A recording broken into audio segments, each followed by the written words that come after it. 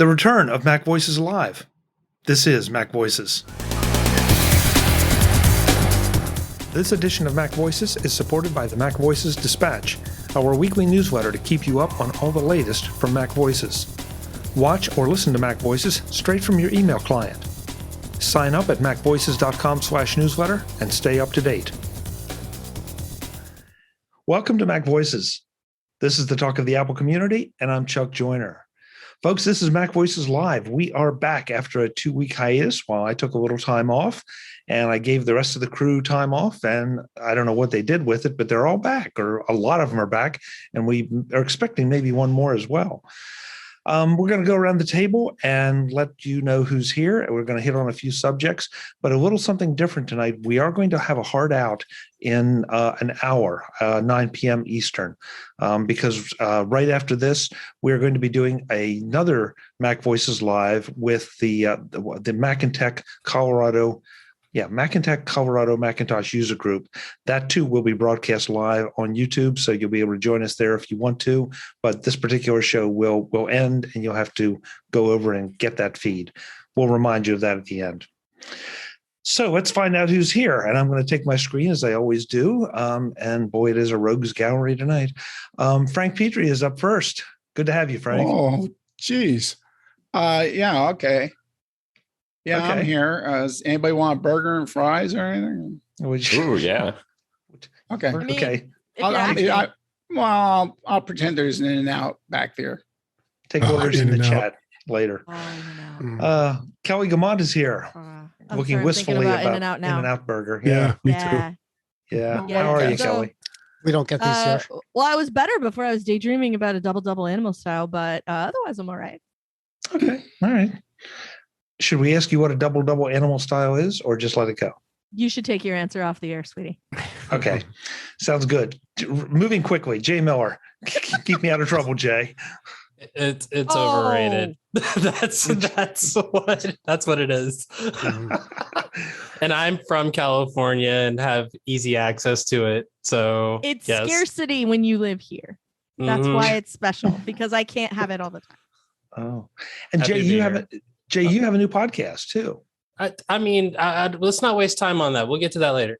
Yeah. All right. You're the boss. Mr. Jeff Gammon is here. Jeff, welcome. It's so awesome to be back hanging out with all of these incredible people. And I've only had plain French fries at In-N-Out. I think that's literally the only thing I can eat on their menu. That's the neat thing, though, is to go by that window while they're cutting them. Oh, I didn't even know that was the thing. That's a show. Oh, well, now I know. I think you shared my fries with me, but you could only eat the plain side.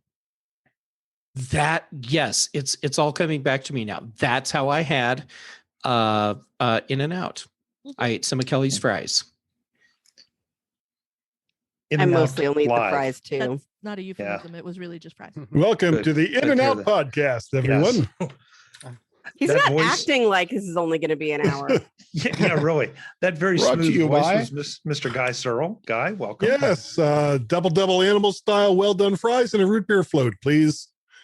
Yes, sir. Okay, that's all right. two. I'm going with Guy next time. That's two answers I have to take offline.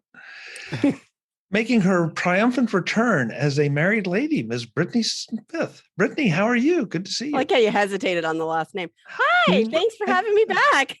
Well, are you still going by Smith? Is that the correct last name? Yeah. Okay, good. Yeah. All right, good. Well, it's good to have you back. Congratulations and all that good stuff. And I hope it is going well. Thank you. It is. Good. It's lasted a week. When do we get to meet him? When In-N-Out opens up a Pennsylvania.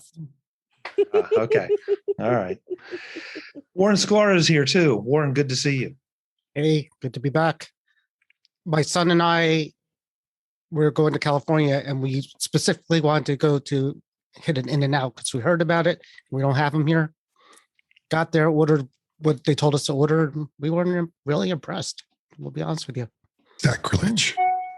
Okay. Well, that's how dare you? We were all telling our In-N-Out stories. I figured I was up. So Andrew, or do you have any In-N-Out burger stories? No, we don't have that here either. And I did go to California once, a couple years ago. We didn't go there, but we went to a lot of other great restaurants. And now Jack I'm in the hungry. Box. Yeah, you guys are starting to make me hungry when you start talking about other restaurants. Last but absolutely not least, Mr. Mark Fuccio has snuck in under the wire. Mark, good to see you from wherever you are. Hello, Chuck. Hello, everyone else. And I like it. Yeah, we certainly know In-N-Out being in California.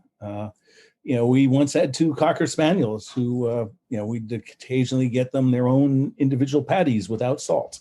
So That wasn't where I thought that story was going. yes, well, it's good for humans, good for dogs. But I think I agree that they're good, but they're good, but not great. So Not as good as the hype. Not as good as the hype, but neither is Five Guys. If you want to, throw another More burger. sacrilege. Yeah. Oh, wow. Yeah, Man, this they're okay. Really? Five Guys. Maybe y'all just spend too much. much time in the that I Bay can Area eat. and you need to come down to the border and have some amazing tacos with us. Nah. No, Shake Shack. Oh, yes. Oh, I'm team I've been taco in Texas every and had day and hot twice on tacos. Sunday. Make no mistake. Every day and twice on Sunday, I will always be team tacos. Do you But guys it's a have nice- Shake Shack out there? No, we have tacos from TJ. That's what we have. We just got Shake Shack, so I don't know yet. I haven't been Shake there. Shack is excellent. So All right. Well, now that everybody has made everybody else hungry. Now that the Small burger food wars show. have been settled, I think Frank Yeah. started offering food when he he came did. on That's what first. So. happened. I'm sorry. No, I wanted to maybe spend this show kind of catching up on a couple of the things that happened while we were gone that I thought were particularly interesting or impactful or that the panel should discuss. And we're going to start out with what I have in my notes as the Western Digital cloud drive fiasco, where if you had the wrong model, I guess I should say it, of Western Digital personal cloud devices, that you could wake up one morning and find them completely erased and all your data gone. And Mark, I know you had some things you want to talk about this. You're kind of the storage guy that we always turn to when we hear these kind of things. What's your take on this? First off, it's very unfortunate. And if there are any listeners who lost data, my condolences to you. Depending on how it was done, there may be some chance that it might be able to be recovered if you go, to a data recovery house.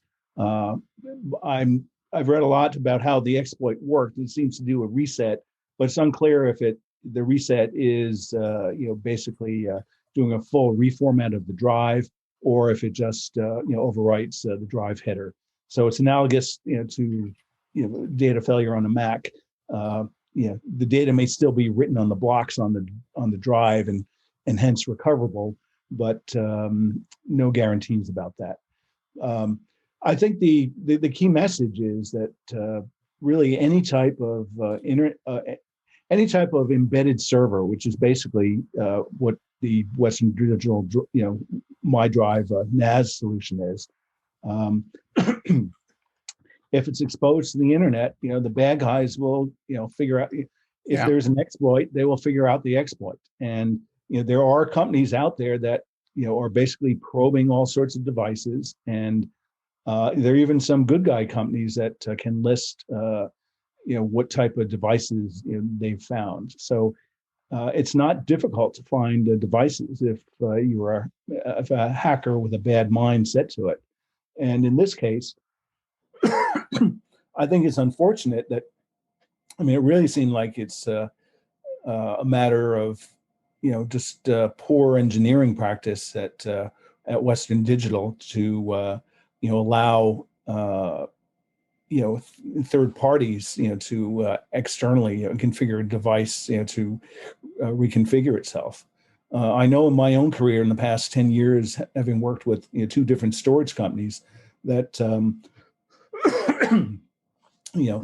one of them, Transporter, its device was ultra secure and it would do regular firmware upgrades, but it would occur, the device would poll and see if there's something available, and then it would download it.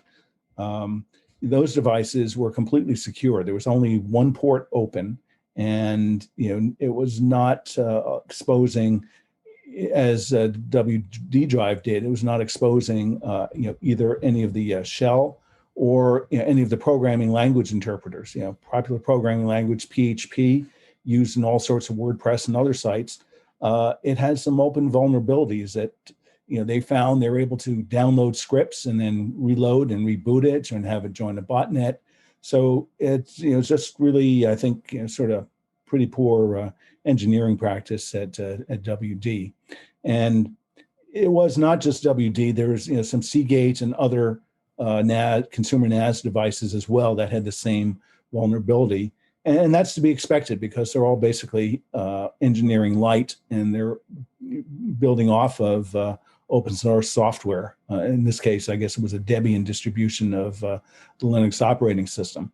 So the key message is, if you use NAS devices, don't make them accessible from the public internet, or you're just putting a target on your back that in this case, I think they were saying it's devices that were made in 2012 or earlier. So at some point somebody's going to do something. So it's unfortunate, but I think it just redoubles how secure and paranoid people should be on putting any sort of device in facing publicly, because these threats are real, and the people are out there probing all the time. So you can't be too safe. And I know some of the press, there's some of these snarky articles of people saying, well, what do they expect if they put a device, on their network? Well, you don't want to blame the victim in this case. I think that's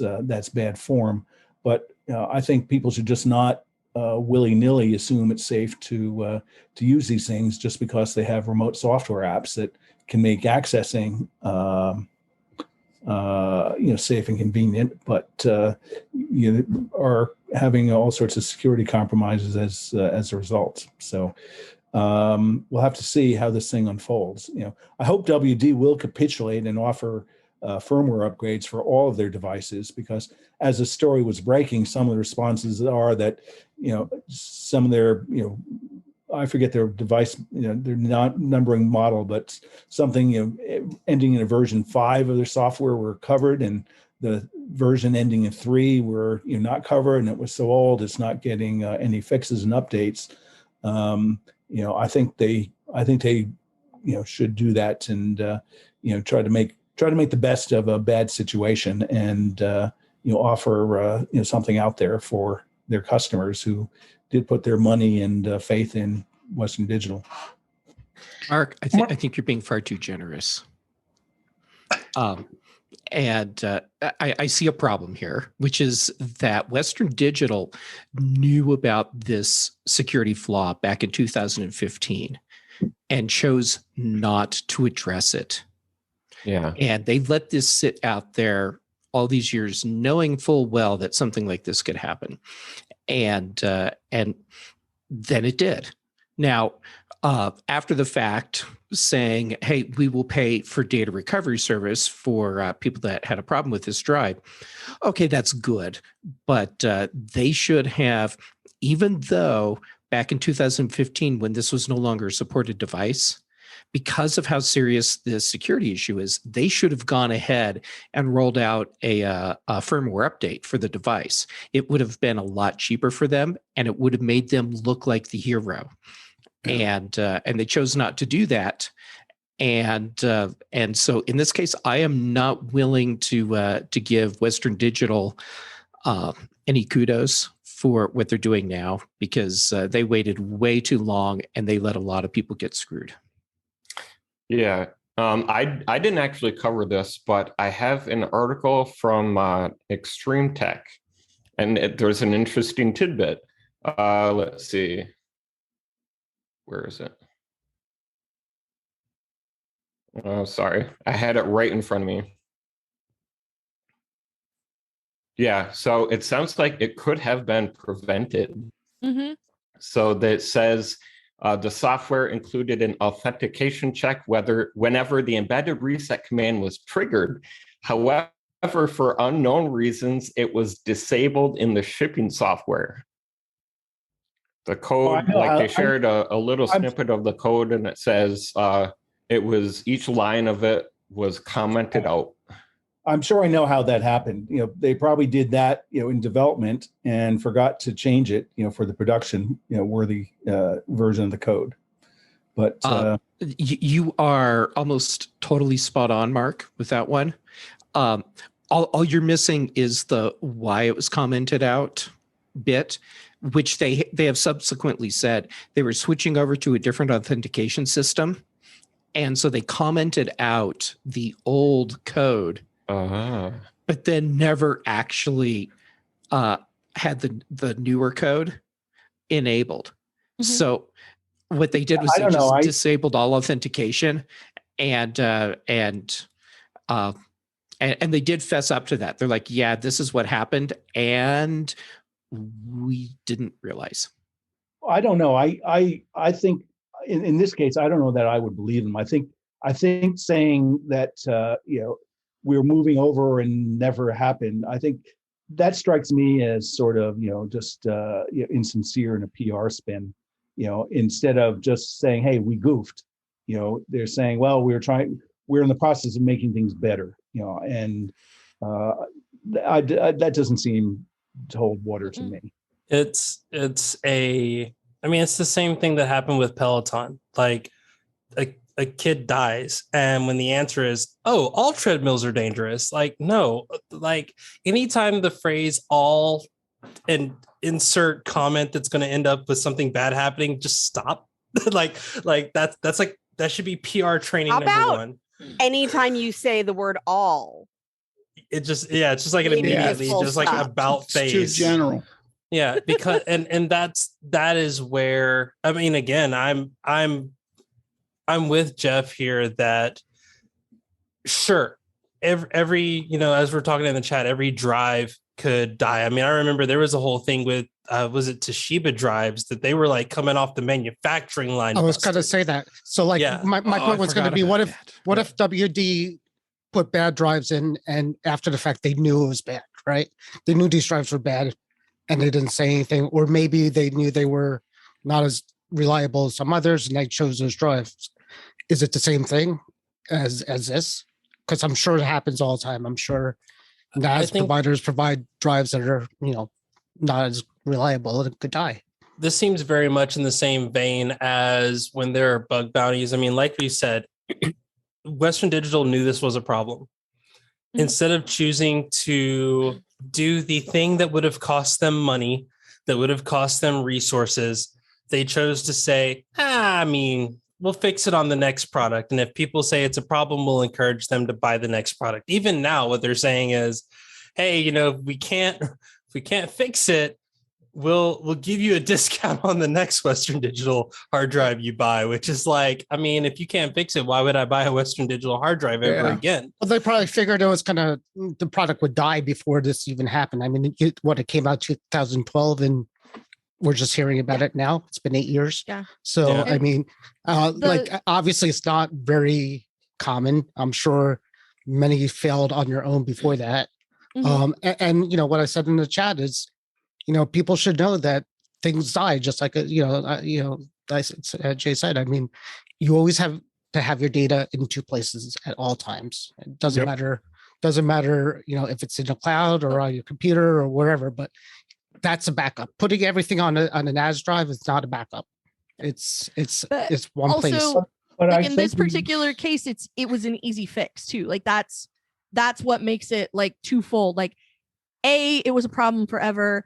B, uncommenting that code would have fixed it, would have made it so that the issue was resolved. Like when you add up both of those things, like I'm really disinclined to give Western Digital anything resembling credit. Well, you have to assume there was some reason why if it was so easy, they would have done it. There's something that wasn't easy about it. Except that those drives were old and nobody was supposed to be using them anymore anyway. And like, that seems like that's their stance, is like, why would we do it if it was that old? And I'm like, just recently we got an update to like, what was it, iOS 11? Because there was a security issue. And Hey, usually it's a Andrew- money thing. Andrew What might if you- remember because I don't remember, but I'm like, did I see this update go? Like, I wasn't drunk at the time. Like, it was really it was like old, iOS 11 or 12. Yeah. Right, but that's because it was a security issue that Apple found out about and fixed. yeah, but the Apple and everybody has devices they just don't support anymore. They're out of support. So Well, you iOS know. 11 is an unsupported operating system until they found this hole and went, we're going to patch that for you. So is Not iOS everybody's 10. running 15. You know, Yeah, it's that's you know, Microsoft supports still supports Windows 7. If they have Microsoft to still supports Windows XP if the Navy gives them enough money to do so. Right. And So I mean, think they're going to that's go the back real and start. problem is there's not enough money in wanting to go back and replace these when the alternative there is buy a new one. No, there is going to be no, you have class action lawsuits. You don't have class action get-togethers to update everybody's hard drives. Yeah. Like that doesn't happen. But I think let's stop bashing WD for a moment, and let's ask why is it that there's a company that that people are out there, and I think again this is part of a trend that there's probably more efficient security at other devices. So the hackers are out there looking for embedded Linux devices to try to create their botnets. So it seems to me that this is a sign that overall security is improving and getting better. And there's all sorts of particulars about this case, and I'm not going to second guess WD's decision on this, but it's something that was and in my experience, and most things that blow up in corporations, it's something's not properly understood at the time, and it just grows like a wildfire in the Sierra. I don't think somebody makes a mistake, and then it's a big roaring problem that's expensive and casts a bad light on all sorts of people. Okay, so but in this case, it's casting a bad light on one company in particular. Right. I don't think anybody didn't have to. I don't think anybody's head is rolling at the company. I think they all the company made a conscious decision. I don't think it was like like one guy who was in charge of this, or who was supposed to do it just forgot to do it.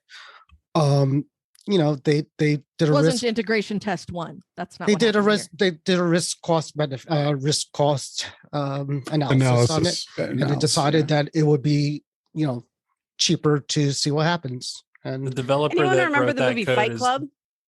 Oh yeah, Mhm. Yeah. We don't And talk about part of that his here. job is so many people die because of a flaw in your vehicle. So you All do right. an analysis.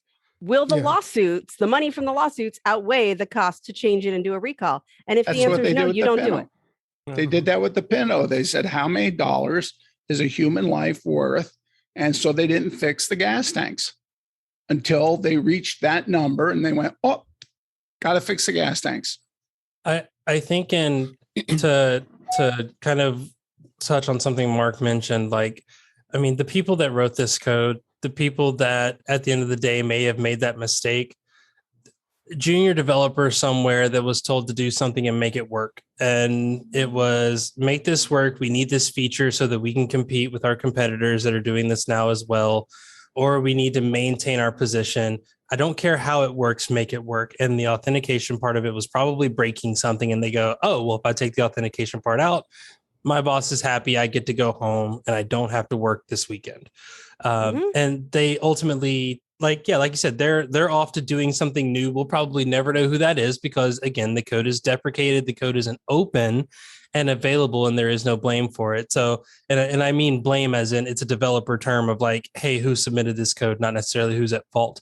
I think that there is a level of, hey, we need to make sure that we're being responsible with the decisions that are being made at the management level that lead to these things. I don't think at the end of the day, us saying shame on Western Digital, y'all shouldn't do this. I don't think that's going to change anything. The next company is going to make that same exact mistake, and then we'll be talking about it on MacVoices, which will probably change its name to Western Digital Voices at that point. But I think what we can do is start to say, what is the pattern of behavior that leads to these mistakes, and what can we do to make those changes? It's been happening in the gaming industry for years now, where people talk about crunch. People talk about how they're underpaid, how they're overworked, and how in the end you wind up releasing these games that's built on empty promises. This is just the latest example of bad practices being continued because they're cheaper. But there's bad code in every device has bad code. Even our beloved Apple devices have bad code. Sure. I mean, people are entering the code, and people are humans, and humans make mistakes, and they go through. That's not what I'm upset about in this case. Well, no, I know, but I mean, we're more upset. You're upset that they didn't do anything real proactively. For 6 years. And I get that. Do you know how long 6 years is? Do you know how long 6 years is when one of them was a pandemic? It's like 12. The reason why it's making news is because it's a big customer facing issue. It's like the time the routers or the modems were did they get hacked or something? Where they were telling people to do something with their routers or get rid of them. Anyways, things like that are gateways into your house is what scares people. So it depends on the bug, I guess is what I'm saying. There's bugs everywhere. It's just the ones that right. Okay, but so I want to make sure we get a couple things clear here. First of all, because I agree with Mark. I'm not ready to bash Western Digital completely, because it sounds like this was an honest mistake that was made. The part that bothers me is, could it have been corrected? Should it have been corrected? When did they know about it? And on a more practical level, because to sort of pull in one other story that I saw when I was gone, that the airport, I can't say the Apple backup devices, the time machine, not time machine, time capsules. That's it. Yeah, the time capsules. It's hard to remember products that have been obsolete that long. Chuck. It's okay. But see, Brittany, that's kind of my point. Is the time capsule, now there's a warning that if you're still using a time capsule from X number of years ago, and I don't know what the number was, but it was quite a few, that you need to be worried about this situation. Mm-hmm. And at some point, okay, Western Digital sells spinning hard drives. All right. And we just said it, spinning hard drives are going to die at some point. And so how long should they be expected to be looking at these things and saying, going back, 5, 6, 7 years. Now, as I said earlier, that calls into question when they knew about it. So I might not be as forgiving as I think I am right now if they discovered it a year later, like 2 years later, 2013 or 14. Yeah. Yeah. And didn't do anything about it. If they honest to God just found out about it because this bug hit or this exploit hit, then I'm a little more forgiving, because God knows I've made plenty of mistakes, that I found out about years later. Sometimes they have to do with home improvements that then I have to call in somebody to fix. So I'm not quite as ready to lynch them on that basis. Well, they knew back in, what'd you say, Guy, 2014? 2015 at the very latest, they knew about this problem and chose not to address it, because they considered the device from 2012 to be unsupported. But it takes 6 years for anybody to, somebody knew this 6 years ago, and it took 6 years for this to be exploited. The person that knew it probably doesn't work at Western Digital anymore, not because he got fired, but because he got a different job somewhere else. That's probably a pretty safe bet. Yeah. Yeah, no, but I'm saying, how did it just how did it go on for so long, this exploit that somebody knew? Did something recently, how did somebody discover it, I guess is what I'm saying. It's probably a very obscure exploit, and somebody was going down a list of exploits to put out there. Let's try this one, and then something bad happened.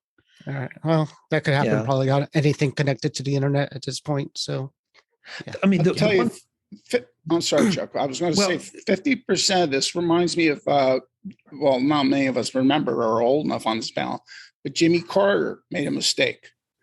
But he, at the end, owned it. And if WD, I mean, yeah, they screwed up. They should have done this this years. But I wish, instead of trying to put a spin that they're being proactive on remedying this, own that you screwed up. I've got a lot more respect for a company if you said, yeah, we screwed this. Now we're going to do something for you. Okay, so there are two. We'll pay for it. There are two problems with Apple that, doesn't Frank. do that either. Yeah, well, you can't. I mean, nobody can, because if you do that, didn't then Southwest do that? Was it Southwest or American Airlines? I know that, like, whatever the story is, that they knew that there was going to be a problem and they owned up to it, and then in the end, like, it actually wound up being a benefit to their business. Yeah. The trouble is, if a lawsuit is brought, you've automatically admitted guilt. Oh, sure. So now it's just a matter of how many zeros do we put in, and that's the problem with that. But Frank, I agree with you, and I think there is a way in these situations that companies could communicate a bit more clearly without admitting or acknowledging, but almost as important, if not more so, of being very, very clear about what can be done. I mean, if you've had this problem, step 1, step 2, step 3, these are the things you can do to maybe try to get it back, whatever those steps happen to be. So that's, I mean, again, I've had Western Digital on the show. I have a bunch of Western Digital drives, and I'm not going to stop buying Western Digital drives because of this. I'm going to take a good hard look at, my NAS drives, though, and see what's available where. And I'm probably not going to be playing with any of the home cloud devices, no matter who makes them, because I've got Dropbox and iCloud, who, their business is running storage on the web. And so why not leave it to the professionals? Our panel still has more to say about the Western Digital situation, and then jumps off into a couple other timely topics in the next edition of MacVoices. And I hope you'll join us, because it's all good information. Hopefully it will make you think a little bit about some of what you hear, read, and see on the internet. That's next time on MacVoices. Until then, and as always, I'm Chuck Joyner. Thanks for watching. Visit MacVoices.com for show notes and to connect with Chuck on social media. Get involved in our Facebook group or like our Facebook page, and get more out of your Apple tech with MacVoices Magazine, free on Flipboard and on the web. And if you find value in it all, consider supporting us through either our Patreon campaign at patreon.com/MacVoices, or by making a one-time donation via the PayPal link on our front page and in the show notes of each episode. You will join these fine people who help bring you MacVoices.